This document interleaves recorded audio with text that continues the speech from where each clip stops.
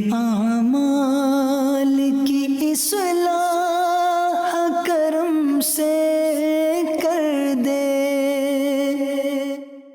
الحمدللہ رب العالمین والصلاة والسلام علی سید المرسلین، اما بعد فاعوذ باللہ من الشیطان الرجیم، بسم اللہ الرحمن الرحیم۔ پڑھیے، الصلاة والسلام علیک یا رسول اللہ وعلی آلک واصحابک یا حبیب اللہ، الصلاة والسلام علیک یا نبی اللہ وعلی آلک واصحابک یا نور اللہ۔ درود پاک کی ایک بہت ہی خوبصورت فضیلت سنتے ہیں۔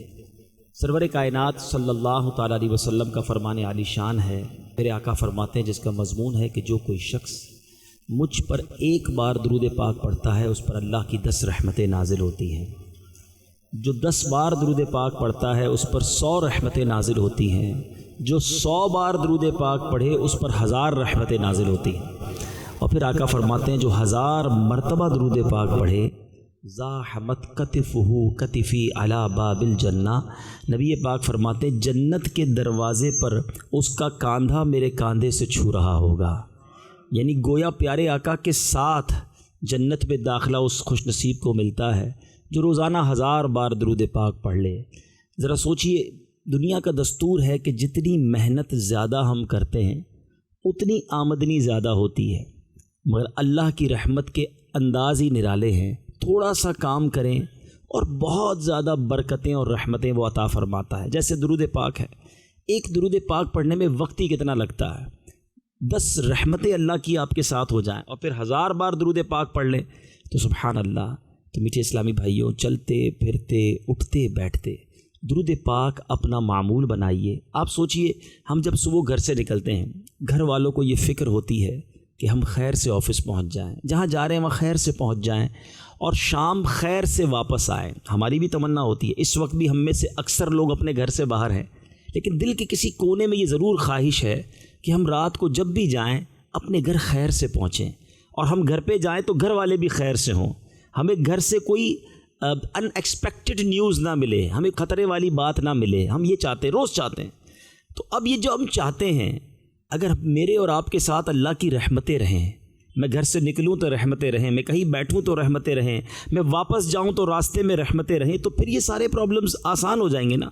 اور یہ رحمتیں لوٹنے کا زبردست فارمولہ پیارے آقا علیہ الصلوۃ والسلام نے عطا فرما دیا ہے کہ ایک بار درود پاک پڑھو اللہ 10 رحمتیں نازل فرماتا ہے۔ میں گھر سے باہر ہوں، میں بھی درود پڑھ رہا ہوں، گھر والے گھر میں ہیں وہ بھی درود پڑھ رہے ہیں، تو گھر پر بھی رحمتیں برس رہی ہیں، مجھ پر بھی رحمتیں برس رہی ہیں۔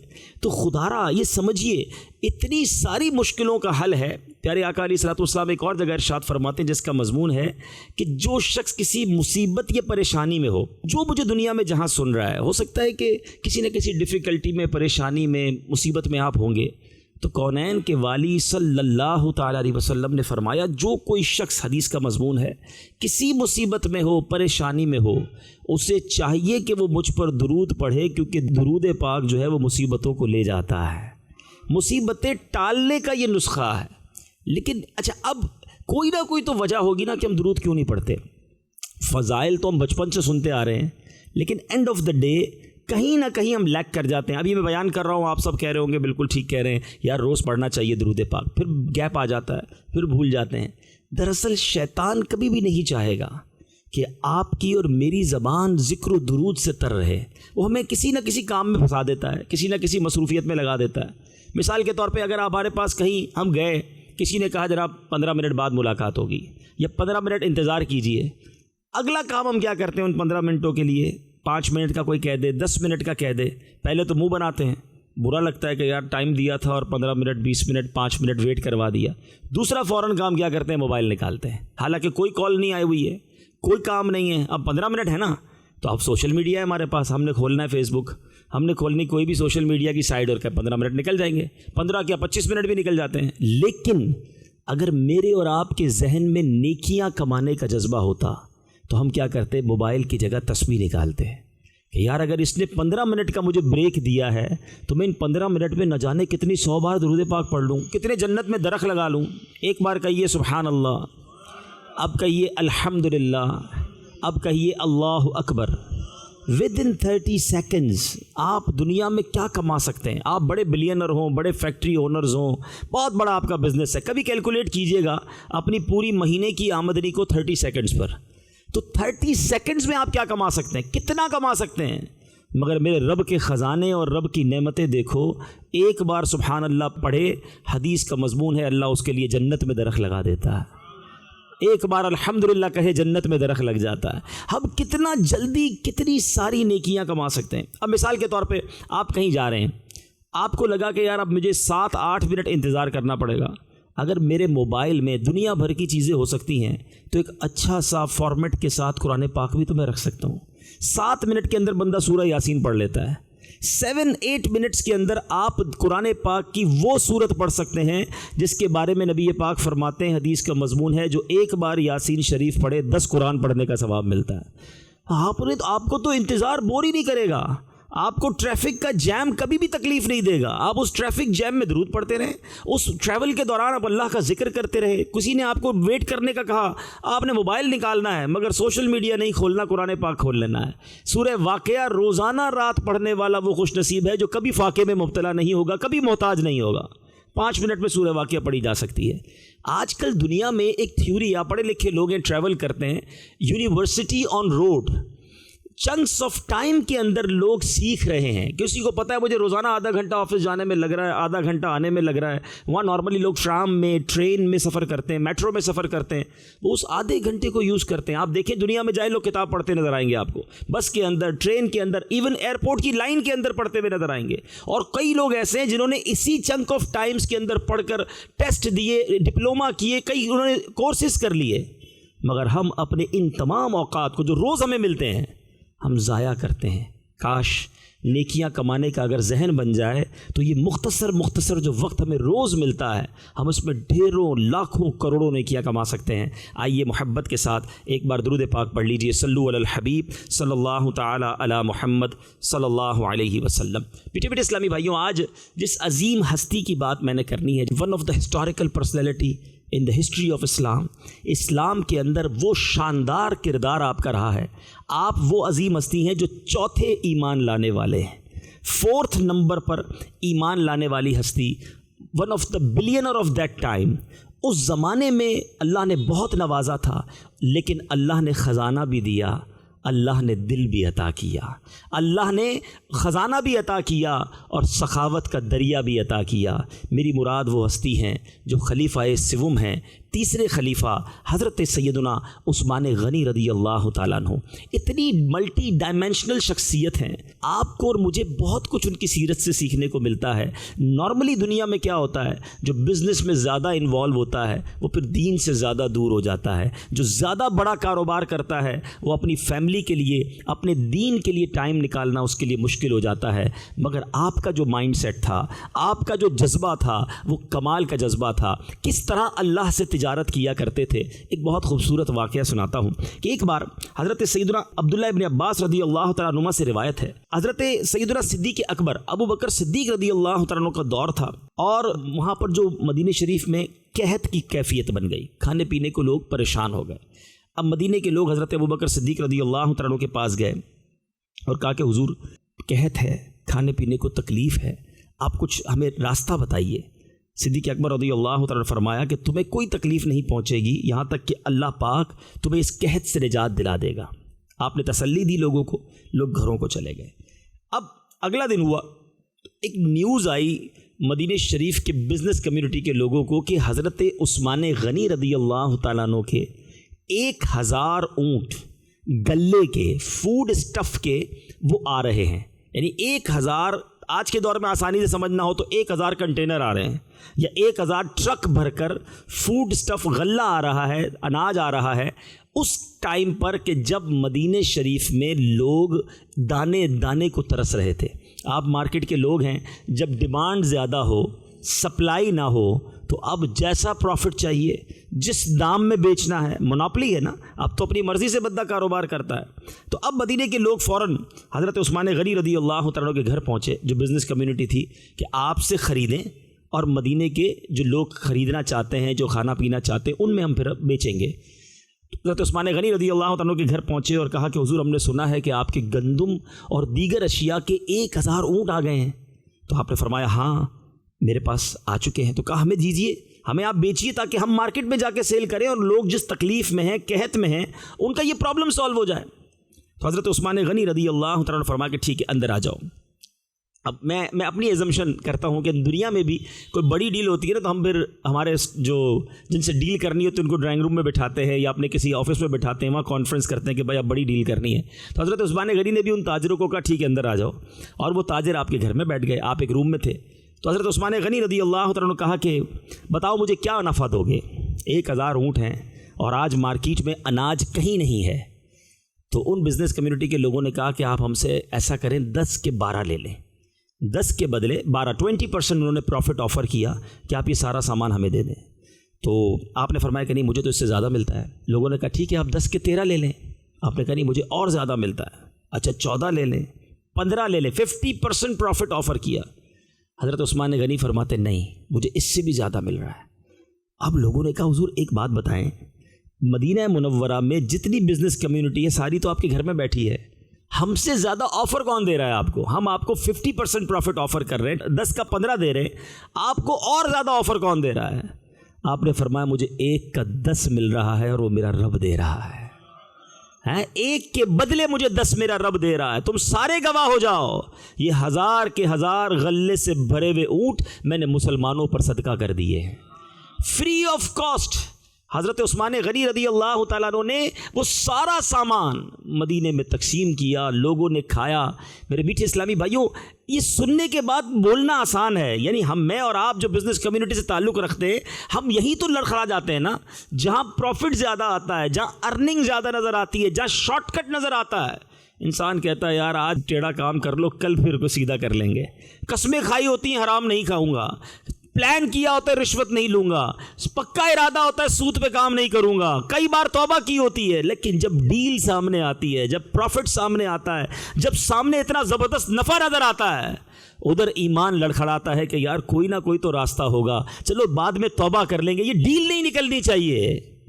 اللہ اکبر. عثمان غنی رضی اللہ تعالیٰ کا ذہن دیکھیے, ان کا مائنڈ سیٹ دیکھیے. آپ فرماتے اللہ مجھے 1 کا 10 دے گا, جتنا چاہتے تھے اس وقت ریٹ لے سکتے تھے, مگر سیدنا عثمان غنی نے وہ سارا غلہ ڈسٹریبیوٹ کیا. اب سنیے اس کا نتیجہ, اس کا ثمرہ اور اس کا انعام کیا ملا. سبحان اللہ. اب جب حضرت عثمان غنی رضی اللہ تعالیٰ عنہ نے وہ سارا تقسیم کر دیا, تو اب حضرت عبداللہ ابن عباس خود فرماتے ہیں میں جب رات کو سویا تو میں نے خواب میں رسول اکرم صلی اللہ تعالی علیہ وسلم کی زیارت کی. میرے آقا علیہ الصلوۃ والسلام نے چادر پہن رکھی تھی, مبارک ہاتھوں میں نور کی چھڑی اور پاؤں مبارک میں نالین تھے اور ان کے تسمے بھی نورانی تھے. میں نے عرض کی یا رسول اللہ میرے ماں باپ آپ پر قربان, یا رسول اللہ آپ علیہ الصلوۃ والسلام کی طرف میرا شوق بڑھتا جا رہا ہے. سرور کائنات علیہ الصلوۃ والسلام نے کیا فرمایا؟ آقا فرماتے ہیں میں جلدی میں ہوں. عثمان نے 1000 اونٹ کا بوجھ گندم اور غلہ وغیرہ صدقہ کیا ہے. اللہ کریم نے عثمان کا یہ عمل قبول فرما کر جنتی حور سے ان کا نکاح فرمایا ہے. نبی پاک نے حضرت عبداللہ ابن عباس رضی اللہ تعالیٰ عنہ کے خواب میں آ کر یہ بشارت دی کہ یہ صدقہ اللہ کی بارگاہ میں ایسا قبول ہوا ہے کہ رب نے جنتی حور سے ان کا نکاح فرمایا. اور گویا نبی پاک علیہ الصلوۃ والسلام تشریف لے جا رہے تھے. اے میرے میٹھے اسلامی بھائیوں, وہ عظیم ہستی ہیں آپ جو ہم سب کے لیے انسپائریشن ہے. ہم دیکھیں کہ وہ کیسے دل کھول کر اللہ کی راہ میں صدقہ کیا کرتے. اور ایک بات ہمیشہ یاد رکھیے گا, آپ آج بھی ہسٹری اٹھا کے دیکھ لیجئے, جو لوگ چیریٹی کرتے ہیں آپ ان کو کنگال ہوتے نہیں دیکھیں گے. ان کا کاروبار, ان کا ویلتھ سب بڑھتا ہے جس انداز سے بھی جو چیریٹی کر رہا ہے. کچھ لوگ کھانا کھلا رہے ہیں, کچھ لوگ غریبوں کا علاج کر رہے ہیں, کچھ لوگ مدد کرتے ہیں لوگوں کی. جو جس نیکی کے کام میں خرچ کر رہا ہے آپ ان کے بارے میں غور سے دیکھیے, اللہ ان کو ترقی ہی دیتا ہے. حضرت عثمان غنی رضی اللہ تعالیٰ عنہ نے جس طرح نبی پاک علیہ الصلوۃ والسلام کا ہر موقع پہ ساتھ دیا. اب ذرا مختصر حضرت عثمان غنی کا تعارف سنیے. ہم ان کا نام تو سنتے ہیں مگر بہت ساری باتیں ان کے بارے میں نہیں پتہ. یاد رکھیے آپ کا نام عثمان ہے, آپ کی کنیت ابو عمرو ہے, امیر المومنین ذوالنورین، دو نور والا، یہ بھی آپ کا لقب، امیر المومنین بھی آپ کو کہا جاتا، کامل الحیاء والایمان، یعنی حیا اور ایمان میں کامل، جامع القرآن، قرآن جمع کرنے والے، سید الاسخیاء، سخیوں کے سردار، عثمان با حیا وغیرہ آپ کے مشہور القاب ہیں۔ اور سبحان اللہ، آپ وہ ہستی ہیں کہ آپ کے تمام القابات میں سے سب سے زیادہ مشہور جو لقب ہوا وہ ذوالنورین ہوا۔ ذوالنورین یعنی دو نور والا۔ بڑی مزے کی بات ہے کہ ساری دنیا میں، امریکہ، یورپ، افریقہ، عرب و عجم، آل اراؤنڈ دا ورلڈ، آپ کسی کو کہیں کہ ذوالنورین کون ہے تو وہ فوراً کہے گا کہ حضرت عثمان غنی ہے۔ ذوالنورین کا مطلب دو نور والا۔ دو نور والا آپ کیوں کہلاتے ہیں کہ پیارے آقا علیہ الصلوۃ والسلام کی دو صاحبزادیاں یکے بعد دیگرے، پہلے ایک صاحبزادی کا نکاح کیا حضرت سیدنا رقیہ رضی اللہ تعالیٰ عنہ، اور پھر حضرت سیدنا ام کلثوم رضی اللہ تعالیٰ عنہ۔ پہلے آقا نے حضرت رقیہ کا نکاح کیا، ان کا انتقال ہو گیا، نبی پاک نے اپنی دوسری صاحبزادی حضرت عثمان غنی کے نکاح میں دی۔ پوری کائنات میں، ہسٹری آف ورلڈ میں کوئی حضرت عثمان غنی کے علاوہ وہ شخص نہیں ہے جس کے نکاح میں کسی نبی کی دو بیٹیاں آئی ہوں۔ یہ صرف انعام، یہ صرف مرتبہ حضرت عثمان غنی رضی اللہ تعالیٰ عنہ کو ملا، اور میرے آقا کا یہ شاندار فرمان موجود ہے کہ اگر میری 40 بیٹیاں ہوتی، ایک کے بعد ایک ضرورت پڑتی، میں سب کو عثمان کے نکاح میں دیتا۔ ایسا شاندار نبی پاک کے ساتھ کانٹیکٹ، اور پیارے آقا کو اتنا اعتماد تھا۔ اب ذرا غور کیجئے، جو بہت خوبصورت نقطہ بتانا چاہ رہا ہوں، ذوالنورین کیوں کہا جاتا ہے؟ نبی پاک کی دو بیٹیاں ملیں، اس لیے دو نور والے کہلائے۔ تو جس نبی کی بیٹی جس کے نکاح میں آئے وہ دو نور والا بن جائے تو نبی پاک کے نور کا عالم کیا ہوگا؟ پھر تو کوئی کویسچن ہی نہیں بچتا نا، کہ جو ابحاث کی جاتی ہیں، مس کنسیپشن کریٹ کیے جاتے ہیں کہ پیارے آقا علیہ الصلوۃ والسلام کو نور کیوں کہتے ہو، ان کے نور کی کیا دلیل ہے؟ ساری دنیا، عرب و عجم، حضرت عثمان غنی کو ذوالنورین کہے، کسی کو اعتراض نہیں۔ اور ذوالنورین دو نور کس کی وجہ سے ملے؟ کہ وہ نبی پاک کی بیٹیاں تھیں، تو اس نبی کے نور کا عالم کیا ہوگا؟ بریلی کے تاجدار کیا خوبصورت شعر لکھتے ہیں، فرماتے ہیں، نور کی سرکار سے پایا دوشالہ نور کا، نور کی سرکار سے پایا دوشالہ نور کا، ہو مبارک تم کو ذوالنورین جوڑا نور کا۔ سبحان اللہ، آپ تیسرے خلیفہ بنے، آپ کیسے ایمان لائے؟ سبحان اللہ، حضرت ابوبکر صدیق رضی اللہ تعالیٰ عنہ کی کوششوں سے عثمان غنی ایمان لائے۔ یعنی عثمان غنی کا یہ سارا جو نیکیوں کا کام ہے نا، اس کا صلہ جو ہے سیدنا ابوبکر صدیق رضی اللہ تعالیٰ عنہ کو بھی ملتا ہے، کیونکہ آپ کی کوششوں سے آپ ایمان لائے، آپ چوتھے مسلمان تھے۔ آپ خود فرماتے تھے کہ اسلام قبول کرنے والے 4 لوگوں میں میں چوتھا ہوں۔ حضرت عثمان غنی کو بروز جمعہ 35 ہجری ذوالحجہ کا مہینہ تھا، آپ کو شہید کیا گیا۔ حضرت سیدنا جبیر بن مطعم رضی اللہ تعالیٰ عنہ نے آپ کی نماز جنازہ پڑھائی، اور آپ جنت البقیع میں سپرد خاک کیے گئے۔ میٹھے میٹھے اسلامی بھائیوں، حضرت عثمان غنی رضی اللہ تعالیٰ عنہ کا، جیسے کہ میں نے ایک واقعہ تو آپ کو سنایا کہ کس قدر سخاوت کا ذہن تھا، اس کے علاوہ آپ کے بہت سارے سخاوت کے واقعات ہیں، مگر 2 بار حضرت عثمان غنی وہ عظیم ہستی ہیں جنہوں نے 2 بار نبی پاک سے گویا جنت خریدی ہے، آپ سے براہ راست جنت کی بشارت سنی ہے، میرے آقا سے جنت گویا خریدی۔ ایک بڑا خوبصورت واقعہ ہے، آپ کو اللہ بار بار مدینے کی حاضری عطا فرمائے۔ بیر عثمان کے نام سے ایک بڑی خوبصورت زیارت ہے مدینہ پاک میں، آج کل کرنا تھوڑا سا مشکل ہے، پہلے تو الحمدللہ بڑی آسانی سے ہم وہاں جاتے تھے، اس کا پانی بھی پیتے تھے۔ وہ کیسا کنواں تھا، جب مسلمان ہجرت کر کے مدینے آئے پانی کی بڑی کمی تھی، ایک ہی کنواں تھا مدینہ شریف میں جس میں میٹھا پانی تھا، اور وہ ایک یہودی روما کی ملکیت تھا، اس کا نام تھا روما۔ تو پیارے آقا علیہ الصلوۃ والسلام نے ارشاد فرمایا کہ ہے کوئی جو بیر روما خرید کر مسلمانوں پر وقف کرے، اور اس کو میں اس کے بدلے جنت کے کنویں کی بشارت دیتا ہوں، یعنی اس کے بدلے جنت میں کنواں ملے گا۔ تو حضرت عثمان غنی رضی اللہ تعالیٰ عنہ کا ایک بڑا شوق تھا نیکیاں کمانے کا، آپ اس یہودی کے پاس گئے۔ اب دیکھیں، آپ بھی بزنس مین ہیں، بڑی بڑی ڈیلیں کرتے ہیں، حضرت عثمان غنی کی فراست دیکھیں، آپ کا ٹیکنیک آف بزنس کتنا شاندار تھا۔ آپ اس یہودی کے پاس گئے، کہا یہ کنواں مجھے دے دو، تو اس نے کہا میں تو نہیں دے سکتا، کیونکہ میری روزی روٹی اس سے ہے۔ لوگ روز پانی خریدتے تھے، مسلمان بھی خریدتے تھے، غیر مسلم بھی خریدتے تھے، جانوروں کو بھی پلانا ہوتا تھا۔ تو آپ نے کہا اچھا ایک کام کرو، پہلے تو بڑی کوشش کی، نیگوشیٹ کیا کہ کسی طرح یہ پورا کنواں دے دے، آپ کو بشارت معلوم تھی کہ اس کے بدلے جنت ملنی ہے، وہ نہیں مانا۔ تو آپ نے کہا چلو ایک کام کرتے ہیں، آدھا آدھا کر لیتے ہیں، آدھا مجھے بیچ دو، آدھا تم رکھ لو۔ اس نے کہا یہ کیسے ہوگا؟ کہا ایک دن میں استعمال کروں گا، پانی میں نکالوں گا، ایک دن تم پانی نکالنا۔ اس کو سمجھ آئی کہ بزنس بھی چلتا رہے گا اور پیسے بھی مل جائیں گے۔ اس نے کہا ٹھیک ہے، آدھا آپ کا ہوا۔ اس نے کہا ٹھیک ہے، ایک دن ان کو جو کرنا کریں گے، دوسرے دن میں نے پانی بیچنا ہے۔ اس کو پتہ نہیں تھا حضرت عثمان غنی کا نیکسٹ اسٹیپ کیا ہے۔ آپ نے کنواں خریدتے ہی اعلان کر دیا کہ جو میرا دن ہے اس دن جس کو بھی پانی بھرنا فری ہے، مسلمانوں کے لیے بھی فری ہے، سب کے لیے فری ہے۔ اب ایک دن فری پانی ملے تو دوسرے دن کون خریدنے آئے گا؟ وہ یہودی تو ہکا بکا رہ گئے، سارے لوگ اس دن آتے، سارے پانی بھر کے لے جاتے، دوسرے دن وہ ہاتھ پہ ہاتھ رکھ کے بیٹھا ہوتا کہ بھائی کوئی آ جائے پانی خریدنے۔ لوگ بالٹیاں زیادہ بھر لیتے، ایکسٹرا پانی بھر لیتے کہ ایک دن بعد پھر مل جانا ہے۔ اب یہ چلتا رہا معاملہ۔ اب اس یہودی نے خود رابطہ کیا حضرت عثمان غنی سے، بھائی آپ آدھا وہ بھی لے لیں کیونکہ اب تو میرا پانی ہی نہیں بکتا۔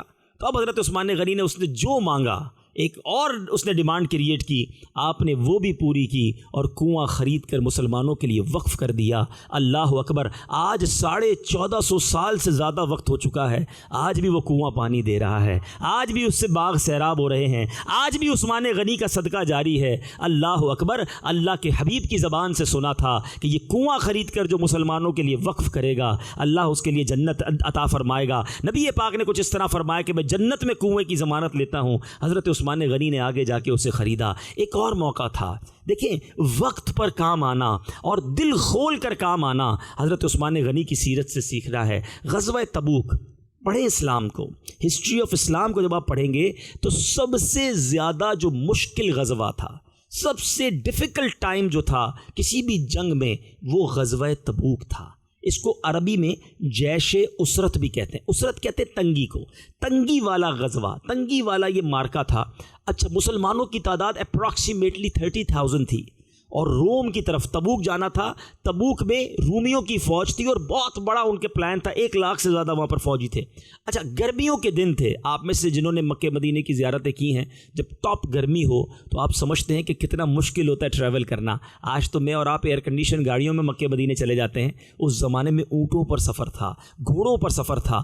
30,000 مسلمان تھے، گھوڑے سب کے لیے نہیں تھے، اونٹ بھی سب کے لیے نہیں تھے، بڑی تنگی تھی۔ پیارے آقا علیہ الصلوۃ والسلام نے اناؤنس کیا کہ ہے کوئی کہ آج مسلمانوں کے لیے اس تنگی والے غزوے میں مسلمانوں کی مدد کرے۔ اب جناب صحابہ کرام نے اپنے اپنے طور پر اپنا سامان لائے۔ یہ وہی غزوہ ہے، میں اس واقعے کی طرف نہیں جاؤں گا جس میں حضرت عمر جو ہے وہ گھر کا آدھا سامان لائے تھے اور حضرت ابو بکر گھر کا ایک ایک سامان، ایک ایک چیز لے کر آ گئے تھے۔ اسی میں حضرت عثمان غنی نے کیسے جنت خریدی دیکھو۔ حضرت عثمان غنی رضی اللہ تعالیٰ عنہ، پیارے آقا علیہ الصلوۃ والسلام ممبر پر بیٹھے مسلمانوں کو ترغیب دلا رہے تھے، کوئی ہے جو اللہ کی راہ میں خرچ کرے، مسلمانوں کی مدد کرے۔ اللہ کے حبیب علیہ الصلوۃ والسلام کا جب یہ فرمان آیا، حضرت عثمان غنی کھڑے ہوئے، عرض کرتے ہیں یا رسول اللہ 100 اونٹ میرے ذمے ہیں، 100 کیمل ود اس کی سارا لگیج جو ہے اس کے اوپر سامان وہ میرے ذمے ہیں۔ حضرت عثمان غنی بیٹھ گئے۔ نبی پاک نے پھر اعلان کیا اللہ کی راہ میں خرچ کرو، مسلمانوں کو ضرورت ہے۔ حضرت عثمان غنی کھڑے ہو جاتے ہیں، عرض کرتے ہیں یا رسول اللہ 200 اونٹ مما ساز و سامان کے وہ میرے ذمے ہیں۔ اللہ کے حبیب بہت خوش ہوئے، حضرت عثمان غنی بیٹھ گئے۔ پیارے آقا نے پھر اناؤنسمنٹ کیا، اللہ اکبر، حضرت عثمان غنی پھر کھڑے ہو جاتے ہیں، عرض کرتے ہیں یا رسول اللہ 300 اونٹ بما سامان میں اپنے ذمے لیتا ہوں۔ پیارے آقا علیہ الصلوۃ والسلام ممبر سے تشریف لائے، آپ نے فرمایا آج کے بعد عثمان جو کرے اس سے کوئی پوچھ گچھ نہیں ہے، کوئی مواخذہ نہیں ہے۔ ایک بار پھر جنت کی بشارت نبی پاک نے عطا فرمائی۔ اب میں آپ سے سوال کرتا ہوں، حضرت عثمان غنی کا اناؤنسمنٹ کیا تھا؟ یہ بہت انٹرسٹنگ بات کرنے جا رہا ہوں۔ آخری اعلان کیا 300 اونٹ۔ ہم جیسا شخص ہو تو وہ کیا کہے گا کہ بھائی 300، پہلے 100 کا اعلان کیا، بڑھا کے 200 کر دیا، پھر بڑھا کے 300 کر دیا، تو اب 300 دینے ہیں؟ نہیں، جب حضرت عثمان غنی کو دینے کی باری آئی تو آپ نے کتنے اونٹ دیے؟ روایتوں میں لکھا ہے کہ حضرت عثمان غنی نے 950 اونٹ پیش کیے۔ 100 کے بعد 200 پلس کرے کتنے ہو گئے؟ 300۔ 300 کے بعد 300 کا اعلان کیا، 600 ہو گئے، مگر 600 نہیں دیے، 950 اونٹ دیے، 50 گھوڑے دیے، 1000 اشرفیہ پیش کی، بعد میں پھر 10,000 اشرفیہ پیش کی۔ اللہ اکبر! ذرا غور کیجئے جذبہ کیسا تھا، دل کیسا تھا۔ حضرت عثمان غنی اپنا خزانہ لٹاتے جاتے، اللہ ان کے خزانے میں برکت ڈالتا جاتا اور ان کا خزانہ بڑھتا گیا۔ لیکن میرے میٹھے اسلامی بھائیوں، یہاں ایک اور بات بھی ہے۔ نارملی جب کسی مسجد میں، کسی علاقے میں ہم جاتے ہیں، کہیں کوئی کام ہوتا ہے، ہم اناؤنسمنٹ کر دیتے ہیں ٹھیک ہے بھائی میری طرف سے اتنے لے لینا، اس کے بعد وہ لوگ ہمیں ڈھونڈ رہے ہوتے ہیں کہ حضرت وہ اعلان کرنے والا کدھر گیا؟ حضرت عثمان غنی کی سیرت سے یہ بھی مدنی پھول سیکھنے کو ملتا ہے کہ اگر کبھی کہیں نیکی کے کام میں اعلان کر دیں تو خود بڑھ کر تو ان تک پہنچائے نا، کہ نہ کہ جناب پہلے آپ کی زبان سے کچھ کہلوانے کی بڑی محنت کرنی پڑی تو وہ تو آپ نے بڑی مشکل سے کہہ دیا، اس کے بعد اب وہ جو آپ نے اعلان کیا ہے اس کو وصول کرنے کے لیے اب بڑی محنت کرنی پڑ رہی ہے۔ یہ نہیں ہونا چاہیے۔ اللہ کی راہ میں جب نیت کریں، اچھا شیطان کیا چاہتا ہے؟ ہمیں بہت ساری نیتوں میں جو ڈسٹرب کرتا ہے نا، ڈسٹنس پیدا کرتا ہے، وہ شیطان ہوتا ہے۔ جس وقت آپ نے نیت کی واقعی آپ کا ارادہ ہوگا، لیکن وہ کہتے ہیں نا نیکی جلدی کرنی چاہیے۔ ہم جو تاخیر کرتے ہیں نا کہ چلو یار بعد میں کر لوں گا، پھر اینڈ آف دا ڈے وہ سب چیزیں ہم سے دور ہو جاتی ہیں اور شیطان کسی اور طرف ذہن لگا دیتا ہے۔ میں تو ایک اور مشورہ بھی دیا کرتا ہوں، جب کسی کے گھر میں انتقال ہو جائے نا، کسی کے والد کا، والدہ کا، تو جو بھی آپ امی ابو کے لیے نیکی کرنا چاہتے ہیں نا، کوئی مسجد بنانا چاہتے ہیں، مدرسہ بنانا چاہتے ہیں، یا کنواں کھدوانا چاہتے ہیں، واٹ ایور، جو آپ ان کے ایصال ثواب کے لیے کرنا چاہتے ہیں وہ پہلے 10-15 دنوں میں کر لیں، کیونکہ ان دنوں میں تو ہمارا دل نرم ہوتا ہے، ان کی یاد بھی آ رہی ہوتی ہے، ان کی فکر بھی ہوتی ہے، ان کی آخرت کا بھی ٹینشن ہوتا ہے، لیکن اینڈ آف دا ڈے ہم سارے مسلمان انسان بھی تو ہیں نا، پھر کسی کام میں لگ جاتے ہیں۔ شیطان آہستہ آہستہ ہمارا دل ادھر کر دیتا ہے، چلو یار اگلے سال امی کے نام کی مسجد بنا لوں گا، ابھی فلاں پروجیکٹ کمپلیٹ ہو جائے نا تو پھر بنا لوں گا۔ اور ہم نے دیکھا کہ کئی نیت کرنے والے بعد میں اپنے ماں باپ کے لیے بھی رقم نہیں نکال پاتے۔ تو ہمیشہ یاد رکھیں، بزرگان دین کا یہ طریقہ رہا کہ جب نیکی کرنے کا ارادہ کیا، آل آف دا سڈن فوراً کرنے کی کوشش کی تاکہ ڈیلے نہ ہو اور کہیں شیطان جو ہے وہ ذہن تبدیل نہ کر دے۔ بہرحال حضرت عثمان غنی کی بات چل رہی ہے، آپ نے زندگی میں 2 بار جنت خریدی نبی پاک علیہ الصلوۃ والسلام سے۔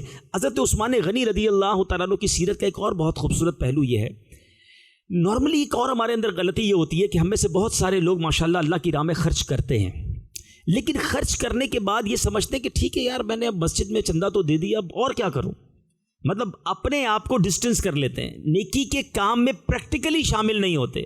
بھائی مسجد بنا دی نا، ٹھیک ہے مسجد آپ نے بنائی، نماز بھی آپ نے پڑھنی ہے نا، آپ نے مدرسہ بنا دیا، خود قرآن پڑھا کہ نہیں پڑھا؟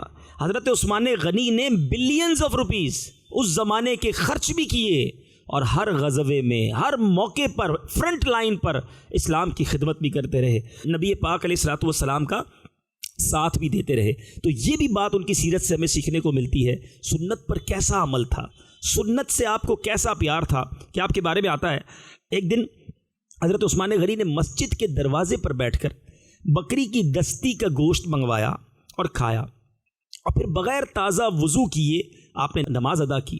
تو کسی نے کہا کہ حضور یہ کچھ معمول تھوڑا سا عجیب سا تھا کہ مسجد کے دروازے پر بیٹھ کر آپ نے کھایا، پھر تازہ وضو بھی نہیں کیا اور آپ نماز پڑھنے چلے گئے۔ تو آپ نے فرمایا کہ بالکل اسی جگہ میرے آقا علیہ الصلوۃ والسلام بھی تشریف لائے، اور نبی پاک نے بھی یہیں بیٹھ کر بکری کی دستی کا گوشت کھایا، وضو تھا میرے آقا کا، تازہ وضو نہیں کیا، نماز ادا کی، مجھے اور کچھ نہیں پتا، میں کسی کی ادا کو ادا کر رہا ہوں۔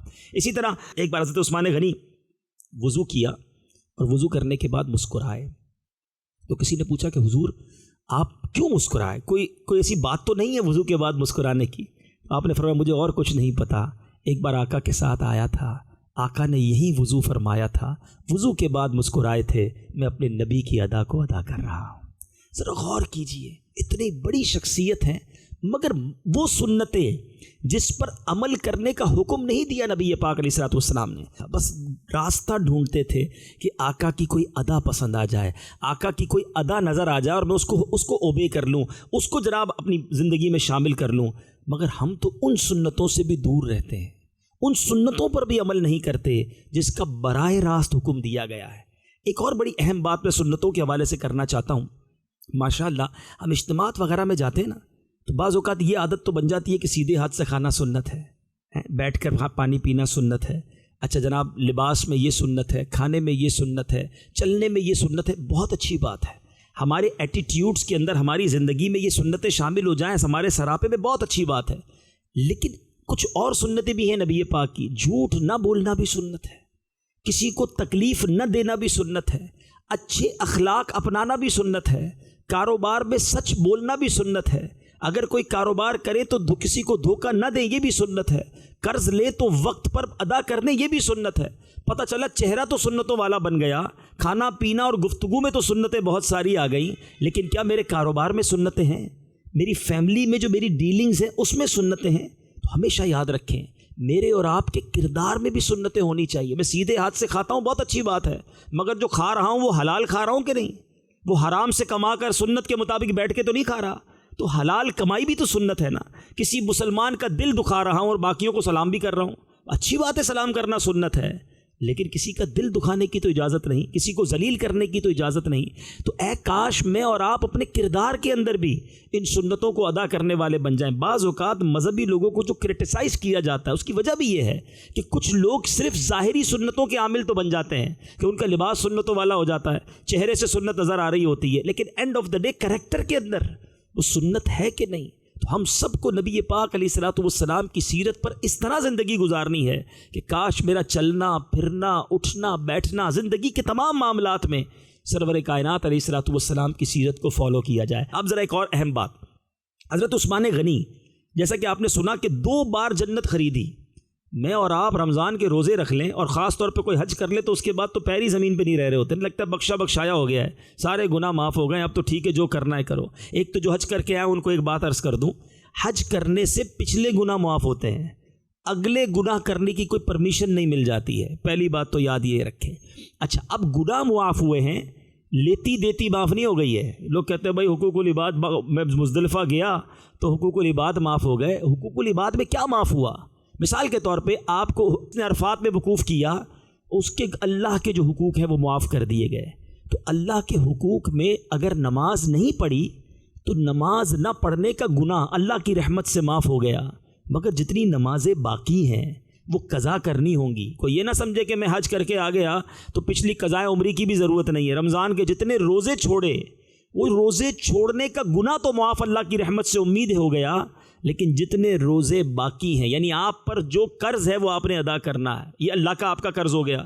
بالکل اسی طرح اگر آپ نے مزدلفہ کے میدان میں اللہ سے معافی مانگی، اس کریم نے حقوق العباد کی معافی کی صورت بنا دی، تو اس کا مطلب یہ ہوا کہ اگر میں نے کسی کا قرضہ دینا تھا، ڈیلے کیا ہے، تنگ کیا ہے اس کو، تو وہ جو تنگ کرنا تھا، ڈیلے کرنے کا گناہ تو معاف ہو جائے گا، مگر وہ قرضہ معاف نہیں ہو گیا ہے، وہ رقم اسے دینی ہوگی. کسی کے ساتھ اگر ہم نے کوئی ایسی چیز ہے جس کا تاوان، جس کا لوٹانا ضروری ہے، وہ دینا ضروری ہوگا. لیکن جو میں بات سمجھانا چاہ رہا ہوں، مجھے اور آپ کو کسی نے جنت کی بشارت نہیں دی ہے، مگر اس کے باوجود کچھ لوگ اپنے آپ کو بہت نیک سمجھ رہے ہوتے ہیں، اپنے آپ کے بڑے فضائل بیان کر رہے ہوتے ہیں، میں نے اتنے حج کیے ہیں، اتنے عمرے کیے ہیں. عثمان غنی کو 2 بار جنت کی بشارت ملی.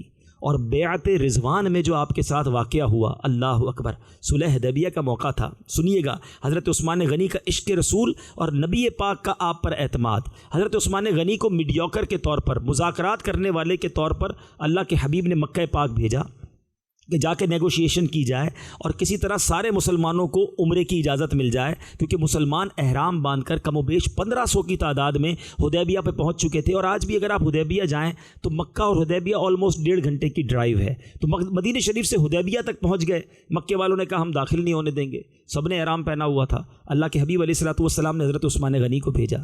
آپ نے وہاں نیگوشیشنز کرنی تھی، مذاکرات کرنے تھے. اہل مکہ نے کہا ہم مسلمانوں کو، باقیوں کو تو عمرہ نہیں کرنے دیں گے، ان کو تو طواف نہیں کرنے دیں گے، ہاں آپ آ گئے مکے میں، آپ کو طواف کرنا ہے تو طواف کر لیں. ادھر مسلمان جو انتظار کر رہے تھے، صحابہ آپس میں بات کرنے لگے کہ حضرت عثمان غنی نے تو طواف کر لیا ہوگا، ان کو موقع مل گیا، انہوں نے طواف کر لیا ہوگا. اللہ کے حبیب علیہ الصلوۃ والسلام فرماتے ہیں کہ مجھے یقین ہے کہ عثمان نے میرے بغیر طواف نہیں کیا ہوگا. حضرت عثمان غنی کچھ دن وہاں رہے مکے میں، واپس آئے. کسی نے پوچھا کہ کیا آپ نے طواف کر لیا؟ آپ نے کہا اگر مجھے 1 سال بھی مکے میں رہنا پڑتا تو اپنے نبی سے پہلے میں طواف نہ کرتا. اب یہاں ایک بات بہت باریک ہے، کچھ لوگ بڑے کوسچن مارک کریٹ کرتے ہیں کہ یہ کہاں لکھا ہے؟ آپ یہ مدینے کے ساتھ اتنا ادب کرتے ہیں اور اتنا مدینے کی خاک کا ادب کرتے ہیں اور جناب اس ہاتھ باندھ کر حاضری، یہ کون سی کتاب میں لکھا ہے؟ مجھے بتائیے، حضرت عثمان غنی نے طواف نہ کیا، یہ کون سی کتاب میں لکھا تھا؟ اللہ کا گھر سامنے تھا، احرام پہن کر گئے تھے، طواف کرنا ضروری تھا.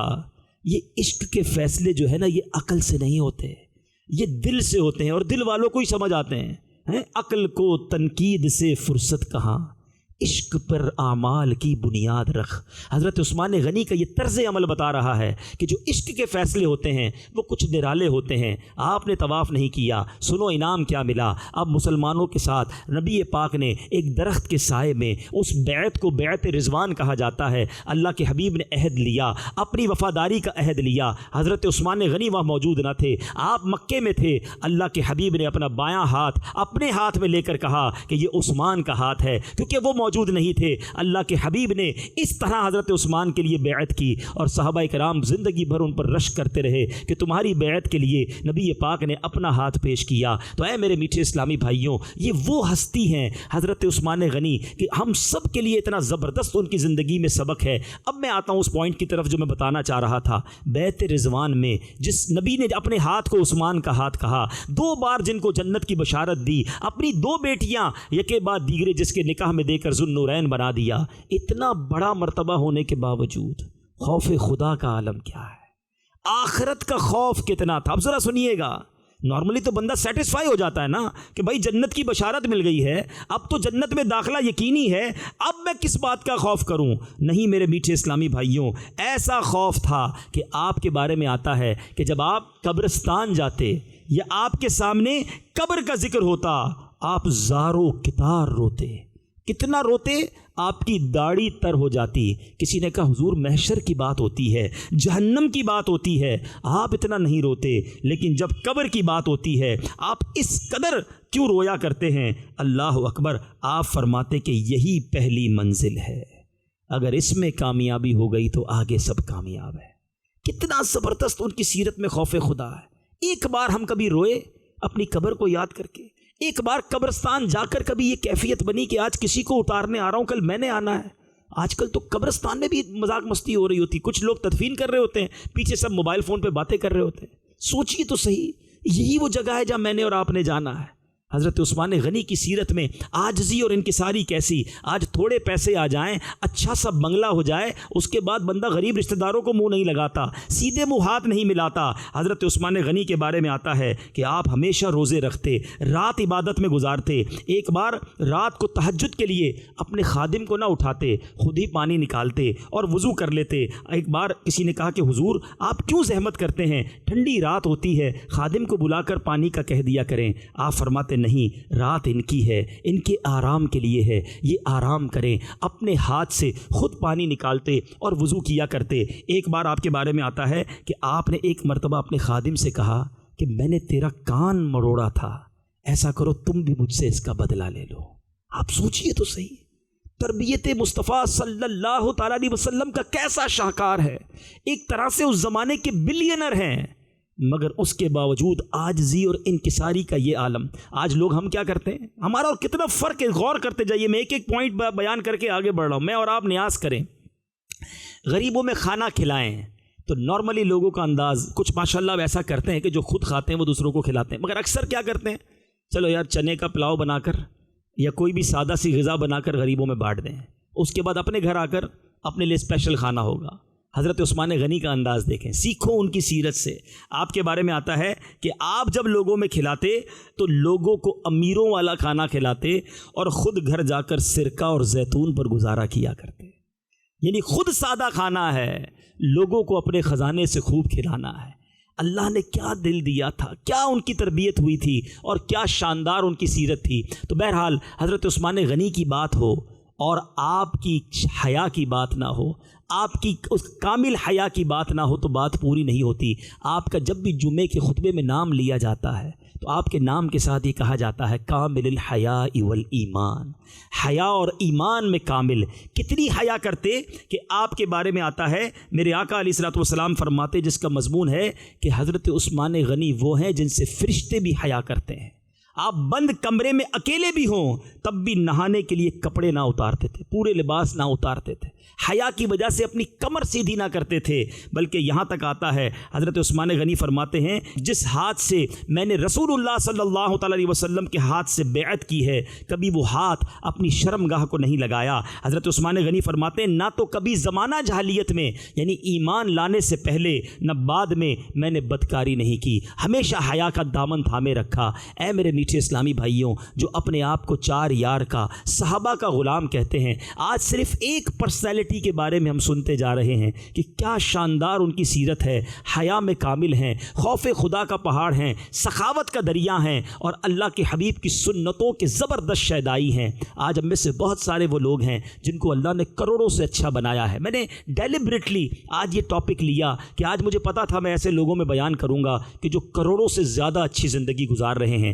مالدار ہیں، اللہ نے مرتبہ دیا ہے، زمانے میں مقام دیا ہے۔ ہم سب کے لیے بڑا خوبصورت رول ماڈل ہیں حضرت عثمان غنی رضی اللہ تعالیٰ عنہ۔ آج ہم نیکی کرنے کے بعد اگر مالی نیکی کر بھی لیتے ہیں تو عمل سے دور ہوتے ہیں۔ ایک بار حضرت عثمان غنی کے بارے میں آتا ہے، مقام ابراہیم پر جاتے ہیں اور قرآن شروع کرتے ہیں اور 2 رکعت کے اندر ہی پورا قرآن تلاوت فرماتے ہیں۔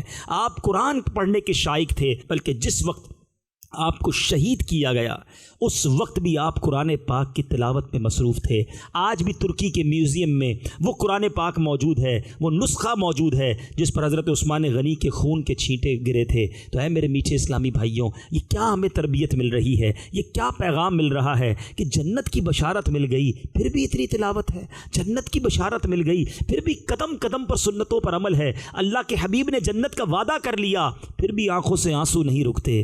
ایک ہم ہیں جن کے گناہ ہی ختم نہیں ہو رہے، جن کی خطائیں ہی خطائیں ہیں، دن رات یہ خوف ہونا چاہیے کہ بخشا جاؤں گا کہ نہیں، مگر کوئی ماتھے پر سلوٹ نہیں ہے، کوئی گھبراہٹ نہیں ہے، کوئی مرنے کے بعد کا ٹینشن نہیں ہے، کوئی اپنی آخرت کی فکر نہیں ہے۔ آؤ میرے میٹھے اسلامی بھائیوں، آج عثمان غنی رضی اللہ تعالیٰ عنہ کو جو تذکرہ خیر ہوا ہے، میں بھی نیت کروں، آپ بھی نیت کریں کہ ہم کاروبار کے ساتھ ساتھ اللہ سے بھی کاروبار کریں، ہم اللہ سے بھی کاروبار کریں، اس کی راہ میں بھی دل کھول کر خرچ کریں۔ اب ایک اور آخری بات کر کے اپنا بیان ختم کرتا ہوں کہ جب یہ اللہ کی راہ میں خرچ کرنے کی بات ہوتی ہے نا، پہلے میں اور آپ ایک بات سمجھ لیں، شیطان کبھی بھی نہیں چاہے گا آپ اور میں کامیاب ہو جائیں، کہیں نہ کہیں ہماری وہ نیکی کو خراب کرتا ہے، پہلے نیکی کرنے نہیں دیتا، اور اگر کر لینا تو اب اس میں کوئی ایسی خامی ڈال دے گا کہ وہ ساری ہماری پریکٹس ڈیمولش ہو جائے۔ میں آپ مثال کے طور پہ جو اللہ کی راہ میں خرچ کرتے ہیں اور شیطان ان سے کیسے غلطی کرواتا ہے، 2 قسم کی غلطی ہوتی ہے۔ ایک تو خرچ کرتا ہے تو اس کو خود ہی صبر نہیں آتا، وہ دنیا کو بتانا چاہتا ہے۔ اب پہلے تو اخبارات میں تصویر لگتی تھی، پہلے فوٹوگرافر بلانا پڑتا تھا، اب تو وہ زمانہ بھی ختم ہو گیا، خود ہی اپنے پیج پہ لوگ لگا دیتے ہیں کہ میں نے فلاں غریب کی مدد کی ہے، فلاں جگہ چندہ دیا ہے۔ تو یہ نہ کریں، جو بھی نیکی کریں بالخصوص اللہ کی راہ میں خرچ کریں، دائیں ہاتھ سے خرچ کریں تو بائیں ہاتھ کو پتہ نہ ہو، میں جانوں اور میرا رب جانے میں نے کیا نیکی کی ہے، پھر دیکھیں اس کا مزہ اور اس کا مرتبہ کیا ہے۔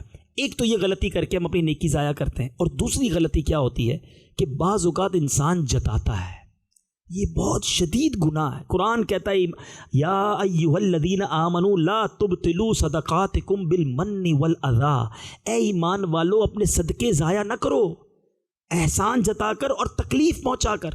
تو اب کیا کرتے ہیں لوگ، کسی غریب اپنے رشتہ دار کی بچی کی شادی کرا دی، کسی کو گھر دلا دیا، کسی کو نوکری دلا دی، کسی کو لون دلایا، اب اس سے بار بار کہیں گے یاد ہے نا تیرے بچی کی شادی کرائی تھی، بھولا تو نہیں ہے تجھے گھر میں نے دلایا تھا، وہ میرا احسان یاد ہے نا جب تو اسکوٹر پہ بیٹھ کے آیا تھا، آج گاڑی والا ہو گیا ہے، اتنی بڑی تیری فیکٹری لگ گئی ہے، وہ یاد ہے کہ پہلی لاٹ میں نے ہی دی تھی، پہلی مدد میں نے ہی کی تھی۔ آپ خود سوچیں یہ کیا کر رہے ہیں ہم، یہ وہ جو نیکی تھی وہ تو گئی، اس کو جو تکلیف پہنچائی، جو اس کو ذلیل کیا، یہ تو اور بڑا گناہ ہو گیا نا۔ اللہ نے مجھے اور آپ کو جو دیا ہے وہ رب نے دیا ہے، اگر کسی کی مدد کر دی تو کوئی کمال نہیں کیا، بلکہ کسی کی مدد کر کے بھی اللہ کی بارگاہ میں شکر ادا کرو کہ یا اللہ تیری مہربانی، دینے والا بنایا ہے، مانگنے والا نہیں بنایا۔ جب آپ کسی کو زکوٰۃ دیں نا، کسی کو صدقہ دیں، کسی کو مدد کریں تو آنکھوں میں آنسو آنے چاہیے کہ مالک تیری مہربانی، تو نے مجھے ایسا بنایا کہ آج تیرا بندہ میرے پاس آیا اور میں نے اس کی مدد کی، میں بھی اس کی جگہ ہو سکتا تھا، آج میں بھی اپنے بچے کے علاج کے لیے کسی کے گھر پہ کھڑا ہو سکتا تھا کہ بچہ ہاسپٹل میں ہے، بل دینے کے لیے پیسے نہیں ہیں، لیکن آپ کو اور مجھے اللہ نے ان مصیبتوں سے نکالا ہوا ہے، لیکن آج میں نے اگر کسی کے ہاسپٹل کا بل ادا کیا، آج میں نے اگر کسی کے بچے کی شادی کروائی تو جتاؤں گا، اس کا دل دکھاؤں گا، اس کو تکلیف پہنچاؤں گا۔ ایسا نہ کریں، اپنی جگہ رکھ کر سوچیں کہ اگر کوئی آپ کی مدد کرے اور پھر 4 آدمیوں کے سامنے لوگوں کو کہے کہ میں نے اس کی مدد کی ہے تو دل کرچی کرچی نہیں ہو جائے گا؟ ہمارے اسلاف، ہماری امہات المومنین کا طرز عمل دیکھو کیسا ان کا جذبہ تھا۔ حضرت ام المومنین بی بی عائشہ اور ام سلمہ رضی اللہ تعالیٰ عنہما کے بارے میں آتا ہے، آج وہ اپنے کسی غلام کو رقم دیتی نا کہ جاؤ اس کو کسی غریب کو دے آؤ، تو وہ غلام رقم لے کے جاتا تو آپ فرماتی دیکھو اس رقم کے بدلے دعا نہ کروانا، اور اگر وہ کوئی دعا کر دینا تو وہ دعا یاد کر کے آنا۔